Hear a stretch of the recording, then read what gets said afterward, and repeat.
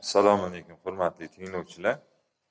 Mana navbatdagi maishiy texnika jihozlarini ta'mirlash ustaxonasiga qabul boshlandi. Qabul davomida o'sha guruhda yig'ilgandan keyin dars jarayonlari boshlanadi. Dars jarayonimiz 2 oy davom etadi. 2 oy mobaynida mana shu ko'rib turgan apparatlarni ta'mirlashga o'rgatamiz.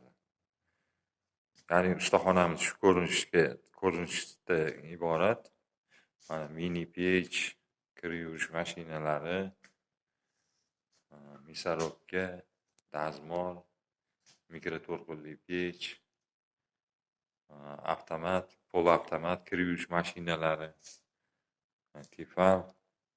Umuman ishlatganda uy ro'zg'orimizda ishlatiladigan barcha apparatlarni ta'mirlashga o'rgatamiz 2 oy mobaynida. Buning uchun siz mehnat birjasiga borib uchrashishinglar va u yerdan yo'llanma olib kelishinglar bilan o'qishinglarni boshlashimiz mumkin bo'ladi. O'qish joyimiz metroning Yashnobod bekatida joylashgan kasbiy ko'nikmalar markazi. Ya'ni kasbiy ko'nikmalar markazi o'quv markazida maishiy texnika jihozlarini ta'mirlash o'qitiladi. O'qitilish jarayonida mana adabiyotlarimiz tayyor. Elektron doskada dars beramiz.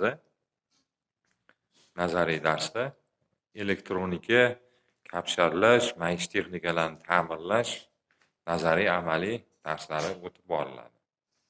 E'tiboringiz uchun rahmat.